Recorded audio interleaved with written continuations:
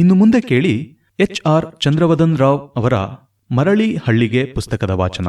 ಕಾರ್ಯಕ್ರಮದ ಪ್ರಸ್ತುತಿ ಗೋಪಾಲಸ್ವಾಮಿ ಸ್ವತಂತ್ರ ಪದವಿ ಪೂರ್ವ ಕಾಲೇಜಿನ ಕನ್ನಡ ಉಪನ್ಯಾಸಕರು ಹಾಗೂ ಕರ್ನಾಟಕ ಜಾನಪದ ಅಕಾಡೆಮಿಯ ಸದಸ್ಯರೂ ಆದ ಶ್ರೀವತ್ಸ GR ಅವರಿಂದ.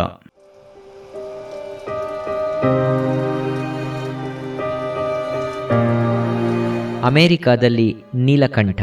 ಭೂಮಿ ಮತ್ತು ಅವಿನಾಶ್ ಅವರ ನೆರವಿನಿಂದ ನೀಲಕಂಠ ಅಮೆರಿಕಾದ ಫೀನಿಕ್ಸ್ಗೆ ಹೋಗಲು ತಯಾರಾದ. ನಮ್ಮ ಹಣ ಕೊಟ್ಟು $500 ಹಣ ಅವನು ಪಡೆದಿದ್ದ. ಬೆಂಗಳೂರಿನಿಂದ ಮುಂಬೈ, ಅಲ್ಲಿಂದ ನ್ಯೂಯಾರ್ಕ್, ನ್ಯೂಯಾರ್ಕ್ನಿಂದ ಫೀನಿಕ್ಸ್ಗೆ ಅವನ ಟಿಕೆಟು. ಏನನ್ನು ಹ್ಯಾಂಡ್ ಬ್ಯಾಗ್ನಲ್ಲಿಟ್ಟುಕೊಳ್ಳಬೇಕು, ಏನೇನನ್ನು ದೊಡ್ಡ VIP ಸೂಟ್ಕೇಸ್ನಲ್ಲಿ ಹಾಕಿಕೊಳ್ಳಬೇಕು ಅನ್ನುವುದನ್ನು ಅವಿನಾಶ್ ತಿಳಿಸಿದರು. ಯಾವ ವಿಮಾನ ಎಷ್ಟು ಹೊತ್ತಿಗೆ ಯಾವ ಕಡೆ ಹೋಗುತ್ತದೆ ಎಲ್ಲ ಕಾಣಿಸುವ ಹಾಗೆ ಇಂಗ್ಲಿಷ್ನಲ್ಲಿ ಬರೆದಿರುತ್ತಾರೆ ಅಥವಾ ಚಲನಾ ಬೋರ್ಡ್ನಲ್ಲಿ ಕಾಣಿಸಿರುತ್ತಾರೆ. ಗಾಬರಿ ಮಾಡಿಕೊಳ್ಳಬೇಡ. ಗೊತ್ತಾಗದಿದ್ದರೆ ಯಾರನ್ನೂ ಕೇಳಬೇಡ. ಮೇ ಐ ಹೆಲ್ಪ್ನಲ್ಲಿ ಮಾತ್ರ ವಿಚಾರಿಸು. ಯಾರ ಲಗೇಜ್ ಬ್ಯಾಗನ್ನು ಸ್ವಲ್ಪ ಹೊತ್ತಿಗಾದರೂ ತೆಗೆದುಕೊಳ್ಳಬೇಡ. ಅದರಲ್ಲಿ ಕಾನೂನು ಬಾಹಿರ ಡ್ರಗ್ಸ್ ಇರಬಹುದು. ನ್ಯೂಯಾರ್ಕ್ ಏರ್ಪೋರ್ಟ್ನಲ್ಲಿ ನೀನು ಪುನಃ ಬೇರೊಂದು ವಿಮಾನ ಹತ್ತಬೇಕಾಗುತ್ತದೆ. ಡಿಪಾರ್ಚರ್ ಸ್ಟೇಷನ್ನಿಗೆ ಹೋಗುವುದಕ್ಕೆ ಮೇ ಐ ಹೆಲ್ಪ್ ಯು ಡೆಸ್ಕ್ನಲ್ಲಿರುವವರು ಸಹಾಯ ಮಾಡುತ್ತಾರೆ. ಫೀನಿಕ್ಸ್ನಲ್ಲಿ ಇಳಿದಾದ ಮೇಲೆ ನಿನ್ನನ್ನು ಸ್ವಾಗತಿಸಲು ಆಕಾಶ್ ಎನ್ನುವ MS ಓದುವ ವಿದ್ಯಾರ್ಥಿ, ನೀನು ಹೋಗುವ ಯೂನಿವರ್ಸಿಟಿಯ ವಿದ್ಯಾರ್ಥಿ, ನಿನ್ನ ಹೆಸರಿರುವ ಬೋರ್ಡ್ ಹಿಡಿದುಕೊಂಡು ಅಲ್ಲೇ ನಿಂತಿರುತ್ತಾನೆ. ಆಕಾಶ್ ನನ್ನ ಸಹೋದ್ಯೋಗಿ ಗಂಗಾಧರ ಅವರ ಮಗ. ಅವನು ನಿನಗೆ ಎಲ್ಲ ವಿಧದಲ್ಲೂ ಸಹಾಯ ಮಾಡುತ್ತಾನೆ. ಸುಖವಾಗಿ ತಲುಪಿದ ಮೇಲೆ ನನಗೆ ಫೋನ್ ಮಾಡು. ಅದಕ್ಕೆ ಆಕಾಶ್ ಸಹಾಯ ಮಾಡುತ್ತಾನೆ ಎಂದರು ಅವಿನಾಶ್. ನೀಲಕಂಠ ಯಾವ ತೊಂದರೆಯೂ ಇಲ್ಲದೆ ಫೀನಿಕ್ಸ್ಗೆ ಬಂದಿಳಿದ. ಆಕಾಶ್ ಜೊತೆ ಅವನಿದ್ದ ಒಂದು ಬೆಡ್ರೂಮ್ ಫ್ಲ್ಯಾಟ್ಗೆ ಬಂದ. ನಾನು ನನ್ನ ಊಟ ತಿಂಡಿಯನ್ನು ನಾನೇ ಮಾಡಿಕೊಳ್ಳುತ್ತೇನೆ, ನೀನು ನನ್ನ ಜೊತೆ ಇರಬಹುದು, ಕೆಲಸವನ್ನು ಇಬ್ಬರೂ ಹಂಚಿಕೊಳ್ಳೋಣ, ಹಾಗೆಯೇ ಖರ್ಚನ್ನೂ ಕೂಡ ಎಂದ ಆಕಾಶ್. ಅವನು ಶಿವಮೊಗ್ಗ ಕಡೆಯ ಹುಡುಗ. ಆಯಿತು ಎಂದ ನೀಲಕಂಠ. ನೀಲಕಂಠ ಹೊಸ ಗೆಳೆಯ ಆಕಾಶ್ನ ಸಹಾಯ ಪಡೆದು ಅವಿನಾಶ್ ಅವರಿಗೆ ಫೋನ್ ಮಾಡಿ ಎಲ್ಲ ವಿಷಯ ತಿಳಿಸಿ, ನಾಳೆಯಿಂದ ಕಾಲೇಜ್ಗೆ ಹೋಗುತ್ತೇನೆ, ಕಾಲೇಜ್ ತುಂಬ ದೂರವಿಲ್ಲ, ನಡೆದು ಹೋಗಬಹುದು ಎಂದು ಹೇಳಿದ. ಅವಿನಾಶ್ ಮತ್ತು ಭೂಮಿಗೆ ಸಂತೋಷವಾಯಿತು. ಭೂಮಿ ಈ ಸಂತಸದ ಸುದ್ದಿಯನ್ನು ಭಟ್ಟರಿಗೆ ಯಾರದೋ ಮೂಲಕ ತಿಳಿಸಿದಳು. ಹವ್ಯಾಸ ಸುಲಭವಾಗಿ ಸಾಯುವುದಿಲ್ಲ. ಮೊದಲಿನಿಂದಲೂ ನೀಲಕಂಠನಿಗೆ ವ್ಯಾಸಂಗದ ಬಗ್ಗೆಯೇ ಹೆಚ್ಚು ಒಲವು. ಹಾಗೆಂದರೆ ಅವನಿಗೆ ಇನ್ನೂ ಯಾವುದರಲ್ಲಿಯೂ ಆಸಕ್ತಿ ಇಲ್ಲ ಅನ್ನುವುದಲ್ಲ. ಅವನು ರಾಗವಾಗಿ ಹಾಡಬಲ್ಲ. ಅದು ಅವನಿಗೆ ತಾಯಿಯಿಂದ ಬಂದ ಬಳುವಳಿ. ಪುರಾಣ, ಪೂಜೆ, ದೇವರ ಸ್ತೋತ್ರಗಳು ಇವನ್ನು ಅಪ್ಪನಿಂದ ಕಲಿತದ್ದು ಅವನಿಗೆ ಬರುತ್ತದೆ. ಹೆಚ್ಚು ಕಡಿಮೆ ನೀಲಕಂಠ ಮತ್ತು ಆಕಾಶ್ ರವರ ಅಭಿರುಚಿಗಳು ಒಂದೇ. ಇಬ್ಬರೂ ಮಿತವ್ಯಯಿಗಳು. ಆಕಾಶ್ ಶಿವಮೊಗ್ಗದಿಂದ ಬಂದ ಬುದ್ಧಿವಂತ ಹುಡುಗ. ಅವನು ಸೂರತ್ಕಲ್ ಕಾಲೇಜಿನಲ್ಲಿ ಓದಿ ಬಂದವನು. ಅವನಪ್ಪ ಹೈಸ್ಕೂಲ್ನ ಅಧ್ಯಾಪಕರು, ಸದ್ಯದಲ್ಲಿ ಹೆಡ್ ಮಾಸ್ಟರ್ ಆಗುತ್ತಾರೆ ಎನ್ನುತ್ತಿದ್ದ ಆಕಾಶ್. ಅವನ ವ್ಯಾಸಂಗದ ವಿಷಯ ಕಂಪ್ಯೂಟರ್ ಸೈನ್ಸ್. ನೀಲಕಂಠ ಮತ್ತು ಆಕಾಶ್ ಅವರಿಬ್ಬರಿಗೂ ಅಸಿಸ್ಟೆಂಟ್ ಶಿಪ್ ಸಿಕ್ಕಿತು. ಹಾಗೆಂದರೆ ಸ್ಕಾಲರ್ಶಿಪ್ ತರಹ ಹಣ ಸಿಗುತ್ತದೆ. ಅವರು ಹಣಕ್ಕೆ ಪರದಾಡಬೇಕಿಲ್ಲ. ಈ 2 ವರ್ಷಗಳಲ್ಲಿ ಇಬ್ಬರು MS ಮುಗಿಸಿದರು. ಆಕಾಶ್ ಕೆಲಸಕ್ಕೆ ಸ್ಯಾನ್ ಹೋಸೆಗೆ ಹೋದ. ನೀಲಕಂಠನ ಅದೃಷ್ಟ, ಅವನಿಗೆ ಫಿನಿಕ್ಸ್ನಲ್ಲೇ ಒಂದು ಕಂಪನಿಯಲ್ಲಿ ಕೆಲಸ ಸಿಕ್ಕಿತು. ಕಂಪನಿಯ ಹೆಸರು ಮೋಟೋರೋಲಾ. ಅದು ಸಾಕಷ್ಟು ಹೆಸರುವಾಸಿಯಾದ ಕಂಪನಿ. ನೀಲಕಂಠ ಅದರಲ್ಲಿ ಜೂನಿಯರ್ ಇಂಜಿನಿಯರ್. ಸಂಬಳ ತಿಂಗಳಿಗೆ $2,000. ಅದೇ ಭಾರಿ ಹಣ ಅನಿಸಿತು ನೀಲಕಂಠನಿಗೆ. ಅವನ ಅಪಾರ್ಟ್ಮೆಂಟ್ಗೆ ಬಾಡಿಗೆ ತಿಂಗಳಿಗೆ 500. ಊಟ, ತಿಂಡಿ, ಬಟ್ಟೆ, ಬರೆ, ಸುತ್ತಾಟ ಇವಕ್ಕೆಲ್ಲ ಅವನು ಖರ್ಚು ಮಾಡುತ್ತಿದ್ದುದು ಕೇವಲ $500ರಿಂದ $600. ಹಾಗಾಗಿ ಪ್ರತಿ ತಿಂಗಳು ಅವನು $1,000 ಉಳಿಸಬಹುದಿತ್ತು. ಇವೆಲ್ಲವನ್ನೂ ಅವನು ಅವಿನಾಶ್ ಮತ್ತು ಭೂಮಿಗೆ ತಿಳಿಸುತ್ತಿದ್ದ. ಉಳಿಸಿದ ಹಣವನ್ನು ಬ್ಯಾಂಕ್ ಸಾಲ ತೀರಿಸುವುದಕ್ಕೆ ಅಪ್ಪನಿಗೆ ಅವನು ಕಳುಹಿಸುತ್ತಿದ್ದ. 2 ವರ್ಷಗಳಲ್ಲಿ ಅವನು ಸಾಕಷ್ಟು ಹಣ ಅಪ್ಪನಿಗೆ ಕಳುಹಿಸಿದ. ಭಟ್ಟರಿಗೆ ಸಂತೋಷ. ಅವರು ಶಿಥಿಲಗೊಂಡಿದ್ದ ಮನೆಯನ್ನು ವಿಸ್ತಾರ ಮಾಡಿ ಮೇಲ್ಭಾಗಕ್ಕೆ ಮಂಗಳೂರು ಹಂಚು ಹಾಕಿಸಿದರು. ಸಗಣಿ ಹಾಕಿ ಸಾರಿಸುತ್ತಿದ್ದ ನೆಲ ಈಗ ರೆಡ್ ಆಕ್ಸೈಡ್ ನೆಲವಾಗಿದೆ. ಭಟ್ಟರು 2 ಎಕರೆ ಹೊಲವನ್ನು ಮಗನ ಹೆಸರಿನಲ್ಲಿ ತೆಗೆದುಕೊಂಡಿದ್ದಾರೆ. ಭಟ್ಟರಿಗೆ ತೀರಾ ವಯಸ್ಸಾಗಿಲ್ಲ, ಆದರೂ ಅವರು ಕುಗ್ಗಿ ಹೋಗಿದ್ದಾರೆ. ದೇಗುಲದ ಪೂಜೆಗೆ ಅನುಕೂಲವಾಗಲೆಂದು ದೂರದ ಸಂಬಂಧಿ ಶಿವರಾಮನನ್ನು ಕರೆಸಿಕೊಂಡಿದ್ದಾರೆ. ಮಕ್ಕಳಿಲ್ಲದ ವಿಧುರರಾದ ಅವರು ಭಟ್ಟರ ಜೊತೆಯಲ್ಲಿಯೇ ಅವರ ಮನೆಯಲ್ಲಿದ್ದಾರೆ. ಭಟ್ಟರಿಗೆ ಮನೆ ಕೆಲಸದಲ್ಲೂ ಅವರು ಸಹಾಯ ಮಾಡುತ್ತಾರೆ. ಸದ್ಯ ಅಪ್ಪ ಮನೆಯಲ್ಲಿ ಒಂಟಿ ಇಲ್ಲ ಎಂದು ನೀಲಕಂಠನಿಗೆ ಹಾಗೂ ಅವಿನಾಶ್ ದಂಪತಿ ಮತ್ತು ಶಿವಶಂಕರಪ್ಪ ಅವರಿಗೆ ಸಂತೋಷ.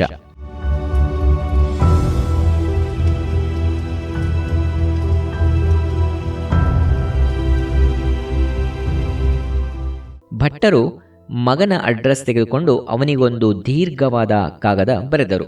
ಚಿರಂಜೀವಿ ನೀಲಕಂಠನಿಗೆ ಆಶೀರ್ವಾದಗಳು. ನಿನ್ನ ಅತ್ಯಾಸೆಗಳೆಲ್ಲವೂ ನಂಜುಂಡೇಶ್ವರನ ಕೃಪೆಯಿಂದ ಸಫಲವಾಗಿದೆ. BE ಮಾಡಿದ ಮೇಲೆ ಇಲ್ಲೇ ಇರದೆ ದೂರದ ಅಮೆರಿಕಕ್ಕೆ ಹೋಗಿ ಅಲ್ಲಿ ಹೆಚ್ಚಿನ ವ್ಯಾಸಂಗ ಮಾಡಿ ಮಾಸ್ಟರ್ಸ್ ಪದವಿ ಗಳಿಸಿ ಈಗ ಸುಮಾರು 2-3 ವರ್ಷಗಳಿಂದಲೂ ಅಲ್ಲೇ ಕೆಲಸ ಮಾಡುತ್ತಾ ನಾನು ನಿರೀಕ್ಷಿಸಿದ್ದಕ್ಕಿಂತಲೂ ಹೆಚ್ಚಾಗಿ ಸಂಬಳ ಗಳಿಸುತ್ತಿದ್ದೀಯೇ. ಸಂತೋಷ. ಅದೃಷ್ಟ ಎಂದರೆ ಇದು. ಬಡತನದ ಬದುಕನ್ನೇ ಜೀವಿಸಿದ ನಾನು ಈಗ ಆಧುನಿಕ ಸೌಕರ್ಯಗಳನ್ನು ಅನುಭವಿಸುತ್ತಿದ್ದೇನೆ. ಊರಿಗೆ ವಿದ್ಯುತ್ ಶಕ್ತಿಯೂ ಬಂದಿದೆ. ಬರಡಾಗಿದ್ದ ಹೊಲಗಳಿಗೆ ಬೋರ್ವೆಲ್ಗಳಿಂದ ನೀರು ಹಾಯಿಸಿ ರೈತರು ತುಂಬ ಬೆಳೆಯುತ್ತಿದ್ದಾರೆ. ನಾನು ಹೊಲಕ್ಕೆ ಒಂದು ಬೋರ್ವೆಲ್ ಹಾಕಿಸಬೇಕೆಂದಿದ್ದೇನೆ. ಎಲ್ಲವೂ ಸರಿ. ಆದರೆ ನೀನು ಇಲ್ಲಿ ಇಲ್ಲದ ಮೇಲೆ ಏನು ಪ್ರಯೋಜನ? ಕೆಲಸಕ್ಕೆ 2-3 ತಿಂಗಳು ರಜಾ ಹಾಕಿ ಬಾ. ನಿನಗೆ ಹೆಣ್ಣು ಕೊಡಲು ಅನೇಕ ಕನ್ಯಾಪಿತೃಗಳು ತುದಿಗಾಲಲ್ಲಿ ನಿಂತಿದ್ದಾರೆ. ಶ್ರೀಕಂಠ ಶಾಸ್ತ್ರಿಯವರ ಮಗಳು ಶ್ರೀಲಕ್ಷ್ಮಿ BA ಮಾಡಿದ್ದಾಳೆ. ನೋಡಲು ತುಂಬ ಸುಂದರಿ. ಅವಳು ನನ್ನ ಸೊಸೆಯಾಗಬೇಕು ಎನ್ನುವುದು ನನ್ನ ಮಹದಾಸೆ. ಈ ಹೊತ್ತಿನಲ್ಲಿ ನಿಮ್ಮಮ್ಮ ಇದ್ದಿದ್ದರೆ ಚೆನ್ನಾಗಿತ್ತು. ವಿವರವಾಗಿ ಕಾಗದ ಬರೆ. ಆಶೀರ್ವಾದಗಳು, ಈಶ್ವರ ಭಟ್ಟ. ಅಷ್ಟರಲ್ಲಿ ನೀಲಕಂಠ ತನ್ನ ಜೊತೆ ಓದುತ್ತಿದ್ದ, ಸದ್ಯದಲ್ಲಿ ತಾನು ಕೆಲಸ ಮಾಡುವ ಕಂಪನಿಯಲ್ಲಿ ಕೆಲಸ ಮಾಡುತ್ತಿರುವ ವಿಲಾಸಿನಿಯಲ್ಲಿ ಮೋಹಗೊಂಡಿದ್ದ. ಅವಳು ಬೆಂಗಳೂರಿನಿಂದ ಬಂದವಳು. ಅಪ್ಪ ಒಬ್ಬ ಚಾರ್ಟರ್ಡ್ ಅಕೌಂಟೆಂಟ್, ಹೆಸರು ದಿವಾಕರ. ಅಮ್ಮ ಸರಸ್ವತಿ. ಆಕೆ ಬ್ಯಾಂಕ್ನಲ್ಲಿ ಕೆಲಸ ಮಾಡುವಾಕೆ. ಆಫೀಸ್ನಲ್ಲಿ ಅಥವಾ ಮಾಲ್ನಲ್ಲಿ ವಿಲಾಸಿನಿಯನ್ನು ಕಂಡಾಗ ನೀಲಕಂಠ ಅವಳೊಡನೆ ಮಾತಿಗಿಳಿಯುತ್ತಿದ್ದ. ಸುಂದರಿ ಎನಿಸಿದ್ದ ಅವಳಿಗೆ ಏನೋ ಹಮ್ಮು ಬಿಮ್ಮು. ಜೊತೆಗೆ ಬೆಂಗಳೂರಿನ ಮಲ್ಲೇಶ್ವರದಲ್ಲಿ ತಂದೆಯ ಬಂಗಲೆ ಇದೆ. ಹಳ್ಳಿಯಲ್ಲಿ ಸಾಕಷ್ಟು ಭೂಮಿ ಇದೆ.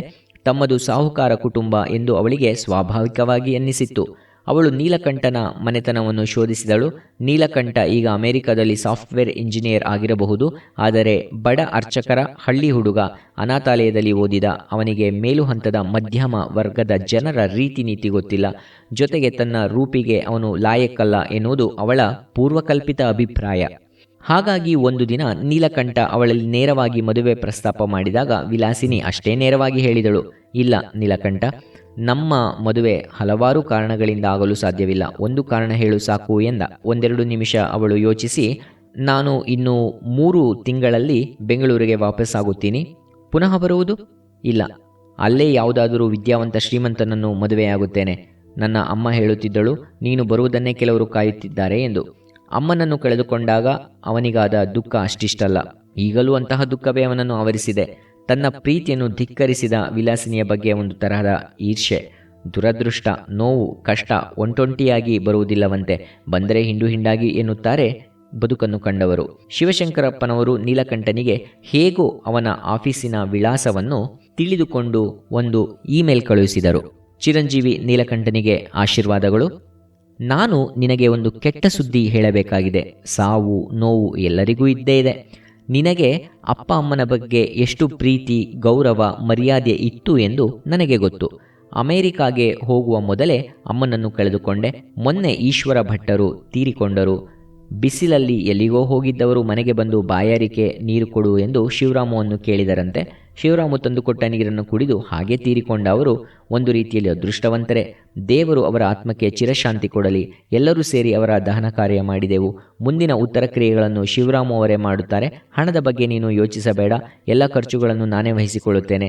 ರಜಾ ಸಿಗದೆ ಇರುವುದು, ಇಲ್ಲಿಗೆ ಬರಲು ಹಣಕ್ಕೆ ಪರದಾಟ, ಇವನ್ನು ಆಲೋಚಿಸಿ ನಾವೇ ಭಟ್ಟರ ಅಂತ್ಯಕ್ರಿಯೆ ನಡೆಸಿದೆವು. ನೀನು ಬಂದರೆ ಭಟ್ಟರು ಇಲ್ಲದ ಮನೆ ನೋಡಿಕೊಂಡು ಹೋಗಬೇಕಾಗುತ್ತದೆ ಅಷ್ಟೇ.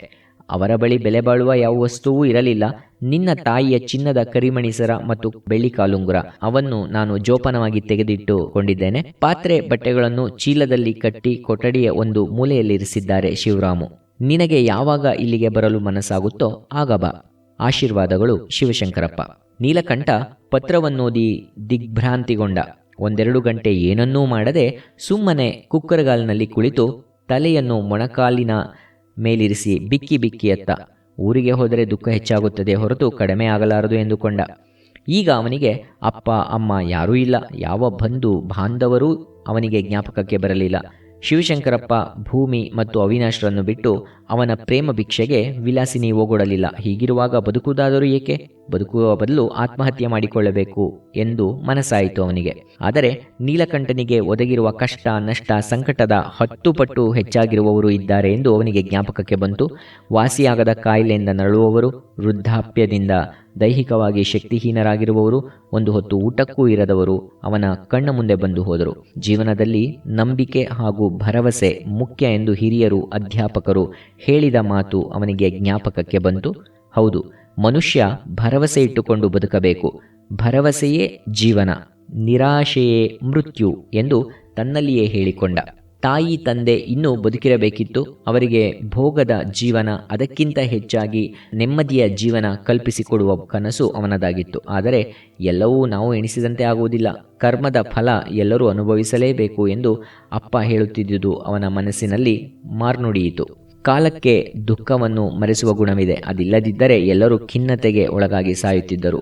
1 ವಾರ ಕೆಲಸಕ್ಕೆ ರಜಾ ಹಾಕಿ ವಾರದ ನಂತರ ನೀಲಕಂಠ ಪುನಃ ಕೆಲಸಕ್ಕೆ ಹೋಗಲು ಶುರು ಮಾಡಿದ.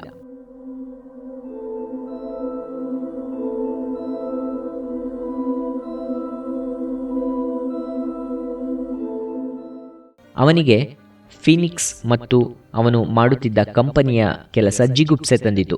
ನ್ಯೂಯಾರ್ಕ್ನಲ್ಲಿರುವ ಅವನಿಗೆ ಈಗ ದೊರೆಯುವುದಕ್ಕೆ 2ರಷ್ಟು ಜಾಸ್ತಿ ಸಂಬಳ ಕೊಡುತ್ತಾರೆ ಎಂದು ಗೊತ್ತಾಗಿ ಅಲ್ಲಿಗೆ ಕೆಲಸಕ್ಕೆ ಅರ್ಜಿ ಸಲ್ಲಿಸಿದ. ಫೋನಿನಲ್ಲೇ HRD ಅಧಿಕಾರಿ ನೀಲಕಂಠನನ್ನು ಸಂಪರ್ಕಿಸಿ ಅವನೊಡನೆ ಚರ್ಚೆ ಮಾಡಿ ಇನ್ನೊಂದು ವಾರದಲ್ಲಿ ಕೆಲಸಕ್ಕೆ ಸೇರಬೇಕೆಂದು ತಿಳಿಸಿದರು.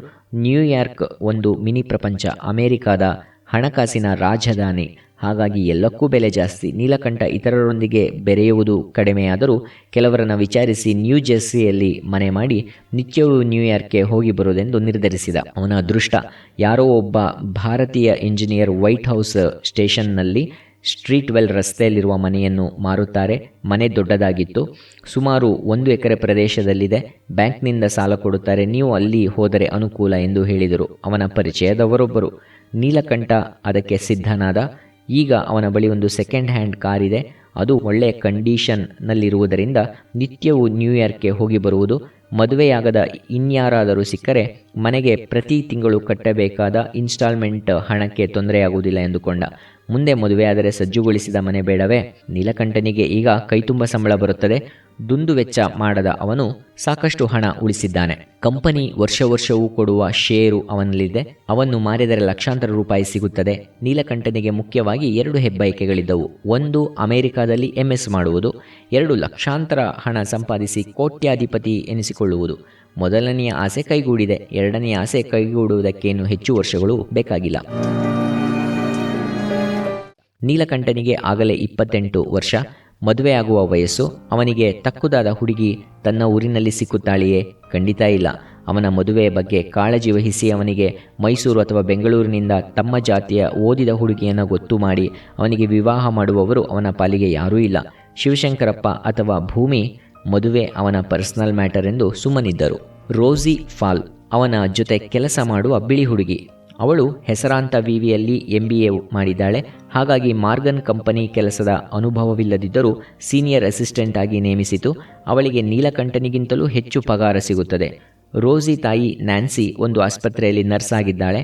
ಅವಳ ಪತಿ ಅಂದರೆ ರೋಸಿಯ ತಂದೆ ಆಂಬ್ಯುಲೆನ್ಸ್ ಡ್ರೈವರ್. ಅವನೊಬ್ಬ ಹೆಣ್ಣು ಬಾಕ, ಕುಡುಕ, ನಿತ್ಯ ಹೆಂಡತಿಯೊಡನೆ ಜಗಳ ಹೊಡೆಯುವುದು ಉಂಟು.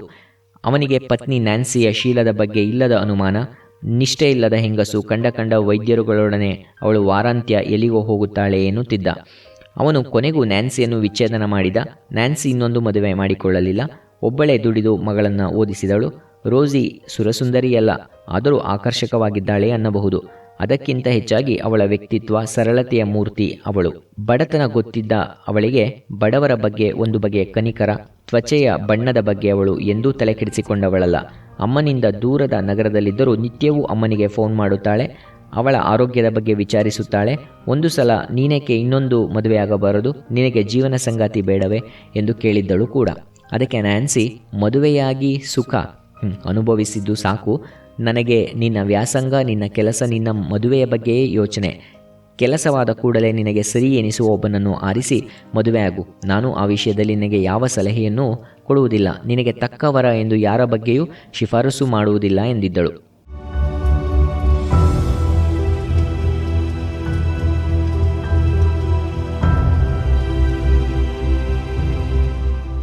ನಿತ್ಯ ರೋಸಿ ಮತ್ತು ನೀಲಕಂಠ ಆಫೀಸಿನಲ್ಲಿ ನೋಡುತ್ತಿದ್ದರು. ಒಂದೆರಡು ನಿಮಿಷ ಮಾತನಾಡುತ್ತಿದ್ದರು.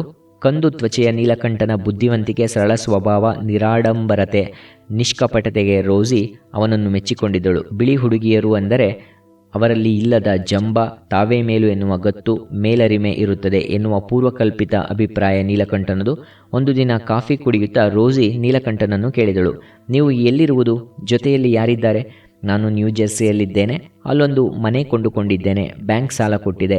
ಮನೆ ತಕ್ಕು ಮಟ್ಟಿಗೆ ವಿಶಾಲವಾಗಿದೆ. ನನ್ನ ಜೊತೆ ಯಾರೂ ಇಲ್ಲ. ನಾನೊಬ್ಬನೇ ಇದ್ದೇನೆ. ನಾನು ಏಕಾಂಗಿ. ತಂದೆ, ತಾಯಿ, ಅಕ್ಕ, ತಂಗಿ, ಅಣ್ಣ, ತಮ್ಮ ಯಾರೂ ನನಗಿಲ್ಲ. ಜೊತೆಯಲ್ಲಿ ಯಾರಾದರೂ ಇದ್ದರೆ ಚೆನ್ನಾಗಿತ್ತು. ಕೇಳಬೇಕೋ ಬೇಡವೋ ಅನ್ನೋ ಅನುಮಾನ. ನಿಮಗೆ ಮದುವೆ ಆಗಿಲ್ಲವೇ? ಯಾರಾದರೂ ಗರ್ಲ್ ಫ್ರೆಂಡ್ಸ್ ಇದ್ದಾರೆಯೇ? ಇಲ್ಲ, ನನಗೆ ಮದುವೆ ಆಗಿಲ್ಲ. ಯಾವ ಗರ್ಲ್ ಫ್ರೆಂಡ್ಸೂ ಇಲ್ಲ. ನಿಮ್ಮ ಹಾಗೆ ನಾನೂ ಒಂಟಿ. ಅಟ್ಯಾಚ್ಡ್ ಬಾತ್ ಇರುವ ಒಂದು ರೂಮ್ನಲ್ಲಿ ನ್ಯೂಯಾರ್ಕ್ನಲ್ಲಿ ಇದ್ದೇನೆ. ಅಲ್ಲಿ ಬಾಡಿಗೆ ಜಾಸ್ತಿ. ಹೌದು, ನೀವು ನನ್ನನ್ನು ಫ್ರೆಂಡ್ ಎಂದು ಭಾವಿಸುತ್ತೀರಾ? ಖಂಡಿತ. ನಿಮ್ಮಂಥ ಹೆಂಗಸು ನನ್ನ ಫ್ರೆಂಡ್ ಎಂದು ಭಾವಿಸುವುದು ನನಗೆ ಎಲ್ಲಿಲ್ಲದ ಸಂತೋಷ.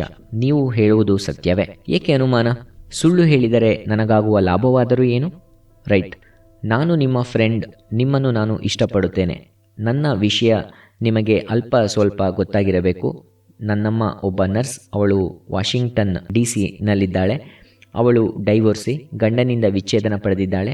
ಅವಳಿಗೆ ನನ್ನ ಜೊತೆ ಬಂದಿರಲು ಇಷ್ಟವಿಲ್ಲ. ನಾನು ಇಲ್ಲಿನ ಕೆಲಸ ಬಿಟ್ಟು ವಾಷಿಂಗ್ಟನ್ಗೆ ಹೋಗಲಾರೆ. ಕಷ್ಟದ ಪರಿಸ್ಥಿತಿ. ಕಷ್ಟವೇನು ಬಂತು? ಹಾಗೇನೂ ಇಲ್ಲ. ಆದರೆ ನಿನಗೆ ನನ್ನದೊಂದು ಸಜೆಷನ್ ಇದೆ, ಹೇಳಲೆ? ಹೇಳಿ. ಫ್ರೆಂಡಾಗಿ ನಾನು ಮನೆಯಲ್ಲಿ ನಿಮ್ಮ ಜೊತೆ ಇರಬಹುದೇ? ನಾನು ಗುಡ್ ಕುಕ್, ಒಳ್ಳೆಯ ಹೌಸ್ ಕೀಪರ್. ಮನೆಯ ಖರ್ಚಿನಲ್ಲಿ ನಾನು ಅರ್ಧ ಭಾಗ ಕೊಡುತ್ತೇನೆ. ನನ್ನಲ್ಲಿ ಯಾವ ದುರಭಿಪ್ರಾಯವೂ ಇಲ್ಲ. ನಿಮ್ಮನ್ನು ಯಾವ ವಿಧದಲ್ಲಿಯೂ ಎಕ್ಸ್ಪ್ಲಾಯ್ಟ್ ಮಾಡುವುದಿಲ್ಲ. ನನಗೆ ನಿಮ್ಮ ಬಗ್ಗೆ ಭರವಸೆ ಇದೆ. ನಿಮಗೂ ಭರವಸೆ ಬಂದರೆ ನಾಳೆ ಹೇಳಿ. ನಾನು ನನ್ನ ಸಾಮಾನು ಸಮೇತ ನ್ಯೂ ಜೆರ್ಸಿಗೆ ನಿಮ್ಮ ಮನೆಗೆ ಬರುತ್ತೇನೆ. ನನಗೆ ಯಾವ ಬಾಯ್ ಫ್ರೆಂಡ್ಸ್ ಇಲ್ಲ. ಯಾರೂ ಮನೆ ಹತ್ತಿರ ಬಂದು ನಿಮಗೆ ತೊಂದರೆ ಕೊಡುವುದಿಲ್ಲ. ಯೋಚಿಸಿ ಹೇಳಿ. 4-6 ದಿನ ಬಿಟ್ಟು ತನ್ನಲ್ಲಿದ್ದ ಅಲ್ಪ ಸ್ವಲ್ಪ ಸಾಮಾನಿನೊಡನೆ ರೋಸಿ ನೀಲಕಂಠನ ಮನೆಗೆ ಬಂದಳು. ಅಕ್ಕಪಕ್ಕದ ಜನರಿಗೆ, ಸಹೋದ್ಯೋಗಿಗಳಿಗೆ ಏನೋ ಕುತೂಹಲ. ಅವರು ಮದುವೆಯಾದ ದಂಪತಿಯೇ ಅಥವಾ ಅವರ ಮಧ್ಯೆ ಲಿವ್ ಇನ್ ರಿಲೇಷನ್ಶಿಪ್ ಇದೆಯೇ? ಬಿಳಿ ಹುಡುಗಿ ಏಕೆ ಈ ಕಂದು ಬಣ್ಣದ ಇಂಡಿಯನ್ ಜೊತೆ ಇದ್ದಾಳೆ? ಇದ್ದಕ್ಕಿದ್ದಂತೆ ಅವರ ಕುತೂಹಲ 2-3 ವಾರದಲ್ಲಿ ತಣ್ಣಗಾಯಿತು. ಈಗ ಯಾರಿಗೂ ಅವರ ಖಾಸಗಿ ವಿಷಯ ಬೇಡ. ಎದುರಿಗೆ ಯಾರಾದರೂ ಕಂಡರೆ ಹಲೋ, ಹೌ ಆರ್ ಯು ಎನ್ನುತ್ತಾರೆ. ಪಕ್ಕಾ ಬ್ರಾಹ್ಮಣ ನೀಲಕಂಠ ಮಾಂಸ ಮೊಟ್ಟೆ ತಿನ್ನುವುದಿಲ್ಲ ಎಂದು ರೋಸಿಗೆ ಆಗಲೇ ಗೊತ್ತಾಗಿತ್ತು. ಇಷ್ಟ ಬಂದಾಗ ಅವಳೊಬ್ಬಳೇ ಯಾವುದಾದರೂ ರೆಸ್ಟೋರೆಂಟ್ಗೆ ಹೋಗಿ ಮಾಂಸದ ಅಡುಗೆ ತಿಂದು ಬರುತ್ತಾಳೆ. ಸಂಜೆ ಆಗಾಗ ವೈನ್ ಕುಡಿಯುವುದು ಉಂಟು. ನೀಲಕಂಠನನ್ನು ಅವಳು ನೀಲ್ ಎಂದು ಕರೆಯುತ್ತಾಳೆ. ಎಂದು ಅವಳು ನೀಲ್ನನ್ನು ಮಾಂಸ ತಿನ್ನು ವೈನ್ ಕುಡಿ ಎಂದು ಹೇಳಿದವಳಲ್ಲ.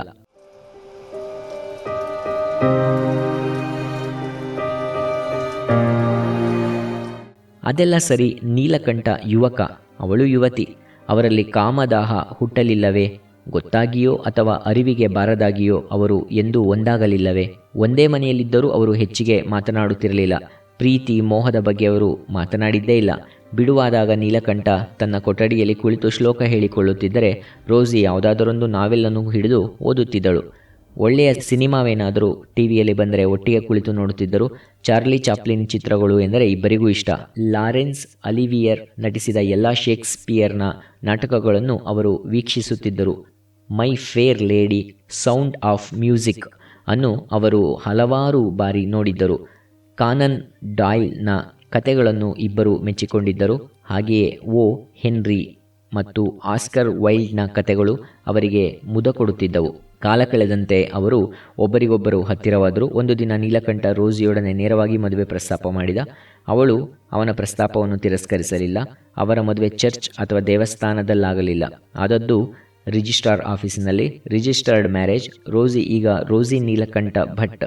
ವಿಷಯವನ್ನು ಅವಳು ತಾಯಿಗೆ ತಿಳಿಸಿದಳು. ಅವಳಿಗೆ ಖುಷಿಯಾಯಿತು. ವಾಷಿಂಗ್ಟನ್ನಲ್ಲಿದ್ದ ಅವಳು ರೋಸಿ ಮತ್ತು ನೀಲ್ ಮನೆಗೆ ಬಂದು 2 ದಿನವಿದ್ದು ಶುಭಾಶಯ ತಿಳಿಸಿ ವಾಪಸ್ಸಾದರು. ದಿನ ಕಳೆದಂತೆ ಅವರು ಹೆಚ್ಚು ಪ್ರೀತಿಸುತ್ತಿದ್ದರು. 1-2 ವರ್ಷ ಮಕ್ಕಳು ಬೇಡವೆಂದು ಅವರು ನಿರ್ಧರಿಸಿ ಗರ್ಭನಿರೋಧಕಗಳನ್ನು ಉಪಯೋಗಿಸುತ್ತಿದ್ದರು.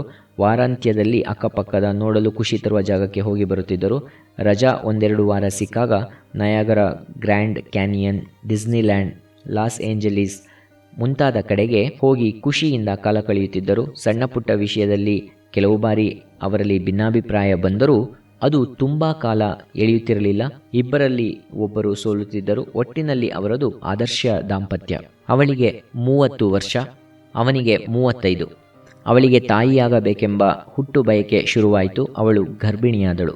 ಭಾರತದಲ್ಲಿರುವಂತೆ ಹೆರಿಗೆಗೆ ಮುಂಚೆ 3 ತಿಂಗಳು, ಅನಂತರ 3 ತಿಂಗಳು ಅವಳು ರಜಾ ಹಾಕುವಂತಿಲ್ಲ. ಅವಳಿಗೆ ರಜಾ ಸಿಗುವುದು 4-6 ವಾರಗಳು ಮಾತ್ರ. 8ನೆಯ ತಿಂಗಳ ಗರ್ಭವತಿ ಆದಾಗ ಅವಳು ರಜಾ ಹಾಕಿದಳು. ಮನೆಗೆಲಸವನ್ನು ಒಬ್ಬಳು ದಾದಿ ಬಂದು ನೋಡಿಕೊಳ್ಳುತ್ತಿದ್ದಳು. ರೋಸಿ ಒಂದು ಸುಪುಷ್ಟವಾಗಿ ಬೆಳೆದ ಗಂಡು ಮಗುವಿಗೆ ಜನ್ಮವಿತ್ತಳು. ಮಗು ಹುಟ್ಟಿದೊಡನೆ ಅವರಿಗೆ ಅಲ್ಲೇ ಹೆಸರಿಡಬೇಕು. ತಂದೆ ಮಗನಿಗೆ ಸೂರ್ಯ ಎಂದು ಹೆಸರಿಟ್ಟ. ಹಾಗೆಂದರೆ ಏನು ಕೇಳಿದಳು ರೋಸಿ. ಸೂರ್ಯ ಎಂದರೆ ಸನ್. ಮಗು ಸನ್ನಂತೆ ಪ್ರಕಾಶಮಾನವಾಗಿರಲಿ, ಎಲ್ಲರಿಗೂ ತನ್ನ ಕಿರಣಗಳಿಂದ ಸಂತಸ ಮತ್ತು ಚೈತನ್ಯ ಕೊಡಲಿ ಎಂದು ಈ ಹೆಸರು. ಇಂಡಿಯಾದಲ್ಲಿ ಆ ಹೆಸರು ಸಾಮಾನ್ಯ. ಸೂರ್ಯನನ್ನು ಸೂರಿ ಎಂಬ ಅಡ್ಡ ಹೆಸರಿನಿಂದಲೂ ಕರೆಯುತ್ತಾರೆ. ರೋಸಿಗೂ ಹೆಸರು ಇಷ್ಟವಾಯಿತು. ಮಗುವಿನೊಡನೆ ಮನೆಗೆ ಬಂದ ರೋಸಿಯನ್ನು ಅಜ್ಜಿ ನ್ಯಾನ್ಸಿ ಬಂದು ನೋಡಿಕೊಂಡು ಹೋದಳು. ಮಗುವಿನ ಕೈಗೆ $100 ನೋಟನ್ನು ಕೊಟ್ಟಳು. ಮಗುವನ್ನು ನೋಡಿಕೊಳ್ಳಲು ದಂಪತಿ ಒಬ್ಬ ದಾದಿಯನ್ನು ನೇಮಿಸಿಕೊಂಡರು. ಅವಳು 45-50 ವರ್ಷದ ವಯಸ್ಸಿನ 4-6 ಮಕ್ಕಳ ತಾಯಿ. ಅವಳು ಮಗುವನ್ನು ಕಾಳಜಿಯಿಂದ ನೋಡಿಕೊಳ್ಳುತ್ತಾಳೆ.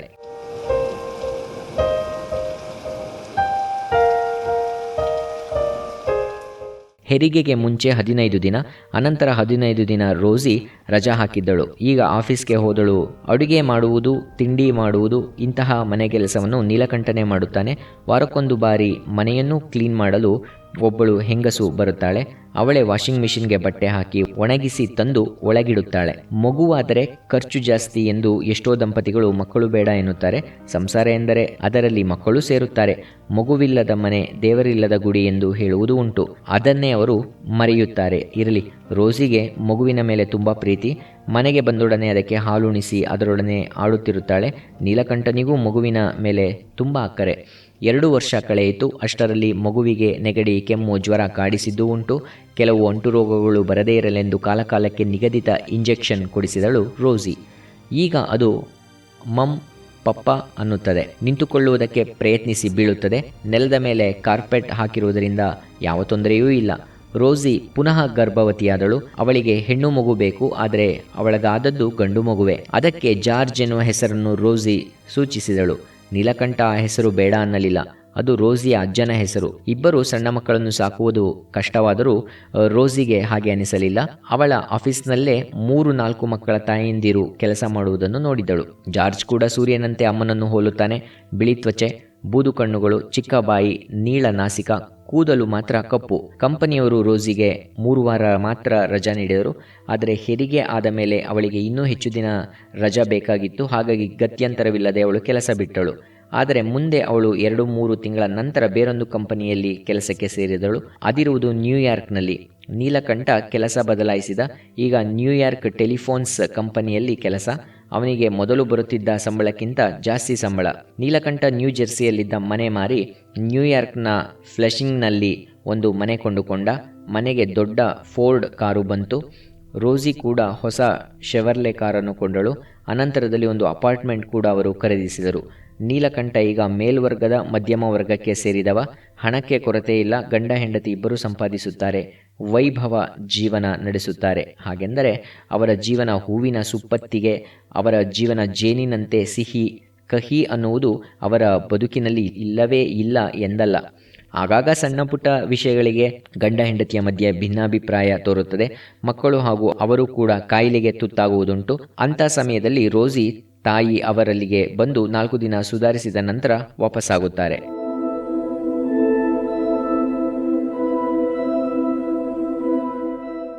ನೀಲಕಂಠ ಭಟ್ಟರಿಗೆ ಇಂಡಿಯಾದಿಂದ ಅಲ್ಲಿಗೆ ಬಂದಿರುವ 10 ಸಂಸಾರಗಳ ಪರಿಚಯವಾಗಿದೆ. ಅವರಲ್ಲಿ ಕೆಲವರು ಇವನಿಗೆ ಆಪ್ತರಾಗಿದ್ದಾರೆ. ಗಣೇಶ ಹಬ್ಬ, ರಾಮನವಮಿ, ಯುಗಾದಿ ಹಬ್ಬಗಳನ್ನು ಅವರು ಆಚರಿಸುವಾಗ ನೀಲಕಂಠ ಮತ್ತು ರೋಸಿಯನ್ನು ಕರೆಯುವುದುಂಟು. ಕೆಲವು ವೇಳೆ ಭಟ್ಟರೇ ಪೂಜಾರಿಯಾಗುತ್ತಾರೆ. ಪರಿಚಯವಿರುವ ಭಾರತೀಯರ ಮನೆಯಲ್ಲಿ ನಡೆಯುವ ಚೌಲ, ಮುಂಜಿ, ಮದುವೆ ಮೊದಲಾದವನ್ನು ನೀಲಕಂಠ ಭಟ್ಟರೇ ಮಾಡಿಸುತ್ತಾರೆ. ನಿಜ, ಪೌರೋಹಿತ್ಯ ಅವನ ವೃತ್ತಿಯಲ್ಲ, ಪ್ರವೃತ್ತಿ. ಪ್ರವೃತ್ತಿಯಲ್ಲೂ ಅವರಿಗೆ ಸಾಕಷ್ಟು ಸಂಪಾದನೆ ಇದೆ.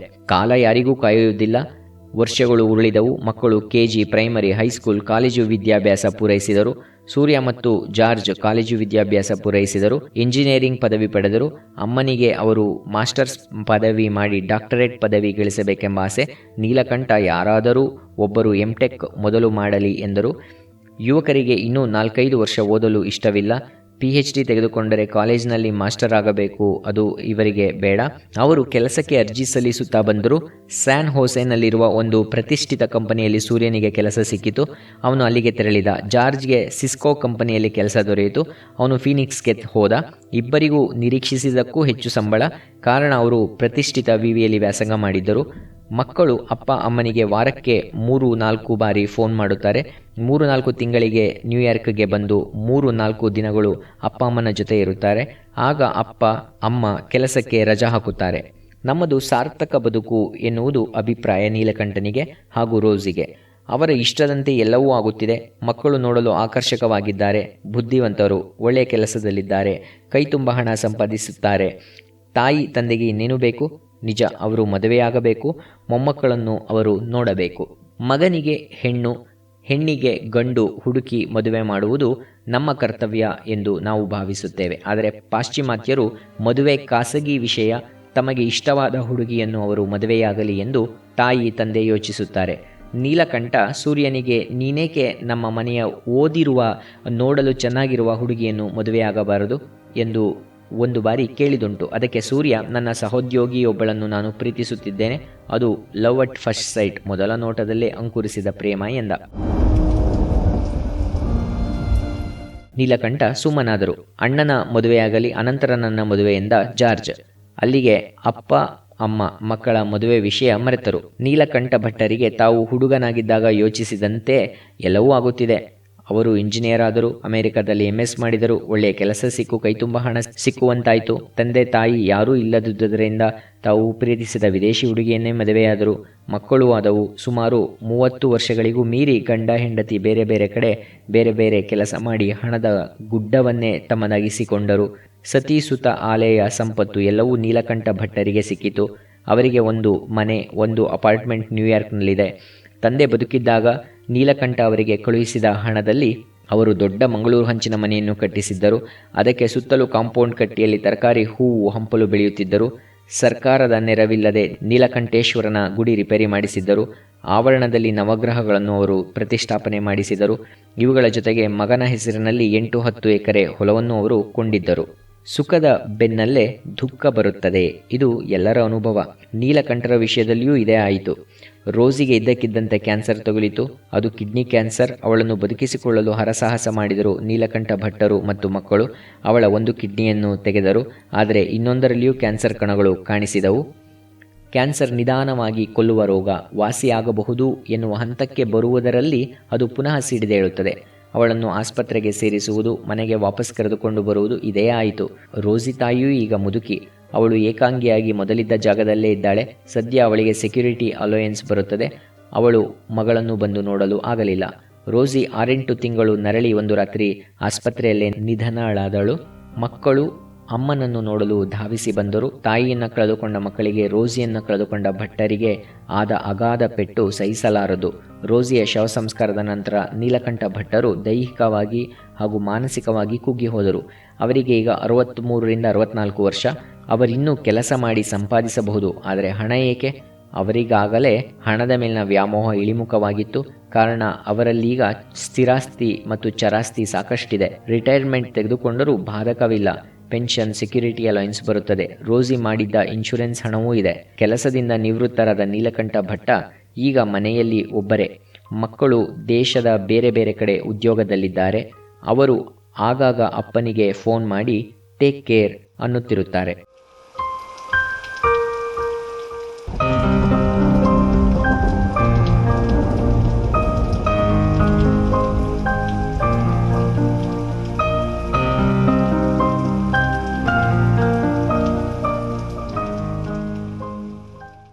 ಇದುವರೆಗೂ HR ಚಂದ್ರವದನ್ ರಾವ್ ಅವರ ಮರಳಿ ಹಳ್ಳಿಗೆ ಪುಸ್ತಕದ ವಾಚನವನ್ನು ಆಲಿಸಿದಿರಿ.